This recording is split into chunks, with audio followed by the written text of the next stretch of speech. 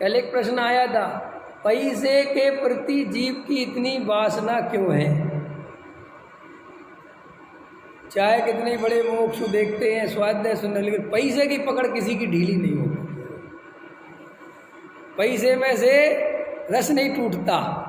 भले ही ब्रह्मचारी बन गए हो तो भी कहते हैं कि अरे वो करोड़पति सेठ, उनको आगे ले आओ। इसका मतलब क्या है? तेरी अभी भी करोड़पति सेठ में रस है, माने पैसे में रस है, वही रस हो गया ना। तो प्रश्न था कि आखिर ये क्यों नहीं कर पाता? तो उसका उत्तर पता तुम्हें क्या है? सारे सुखों का आधार इस जीव को पैसा दिखता है। इसलिए ब्रह्मचारी बनने के बाद भी, त्यागी वृत्ति बनने के बाद भी पैसे से सुख बुद्धि नहीं टूटती। मैंने अच्छे अच्छे ब्रह्मचारी लोगों को, अच्छे अच्छे महाराजों को सेठियों की आव भगत करते देखा है। आम पब्लिक से बात करने में उनका इंटरेस्ट नहीं है। और जिस आदमी की ऐसी प्रवृत्ति हो वो काय का साधु, काय का ब्रह्मचारी। जो ब्रह्मचारी लोग व्यवहार निभाता फिरे कि वज्रसेन जी बुरा मान जाएंगे, नहीं समझ में, इनको खुश रखना जरूरी है क्योंकि भीमगली के यही सर्वो सर्वा है, वो ब्रह्मचारी है। वो ब्रह्मचारी है, समझना मेरी बात। काय का ब्रह्मचारी है? तू तो हमारे जैसा ग्रस्त जैसा आदमी है, पर तू अपने को त्यागी वृत्ति काय के आधार पे कहता है?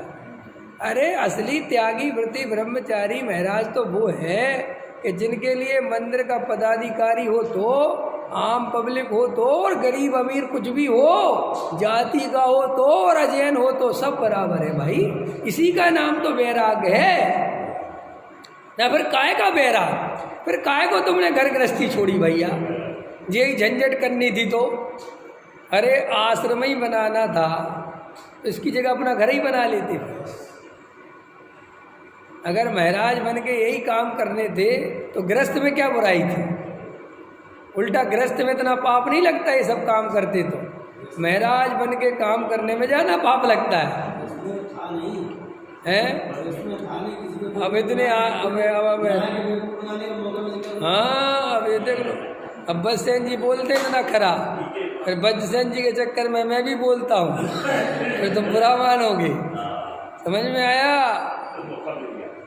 मूड़ मुड़ाई सिर की मिट गई खाज, खाने को लड्डू मिले लोग कहे महाराज। समझ में आया कि नहीं आया? ये है असलियत। उठा के देखो तो सब कुछ नहीं रखा भैया।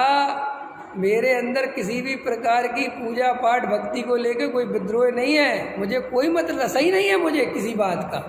मुझे तो सिर्फ इस बात का रस है कि इस जीव को सम्यक दर्शन की प्राप्ति हो जाए, वेद ज्ञान हो जाए। देखो भाई, तुम्हें पूजा करते करते वेद ज्ञान जगता हो तो खूब पूजा करो, स्वाध्याय करते करते वेद ज्ञान जगता हो तो स्वाध्याय खूब करो, किसी पंडित विद्वान को सुनकर वेद ज्ञान जगता हो तो खूब उसके सुनो, किसी महाराज के पास जाके वैराग जगता हो तो खूब महाराज के पास जाओ। हमें क्या लेना देना? हम तो अमृतचंद आचार्य देव के चेले हैं। अमृतचंद आचार्य समय सार में कलश कहते हैं कि कथमपि मृत्वा तत्व को तू हलीसन। तू कैसे भी मर के पच के जो करना हो कर, लेकिन तू तत्व जान ले। हमारा तो यही प्रयोजन है बस, और यही लाइन मेरी है। मुझे कोई फर्क नहीं पड़ता तुम कैसे तत्व प्राप्त करोगे। तुम विवेक कुमार को सुनो, ये विवेक कुमार का कोई मतलब नहीं है।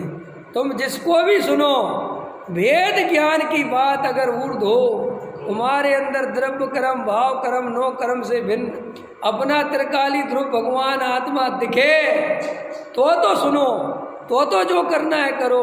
लेकिन अगर ऐसी पूजा करते हो कि उसमें कर्तृत्व आता है, ऐसी भक्ति करते हो कि उसमें कर्तृत्व आता है, संतुष्टि आती है, पुण्य में उपादेय बुद्धि आती है, ऐसे वक्ता के प्रवचन सुन रहे हो जो तुम्हें क्रिया कांड में धर्म बता रहा है, जो तुम्हें पुण्य में उपादेय बुद्धि बता रहा है, जो तुम्हें उसमें पाप का भय दिखा रहा है और आत्मा नहीं समझा रहा है, तो उसकी खुद की भी नैया डूबेगी और वो तुम्हारी भी डूबेगी।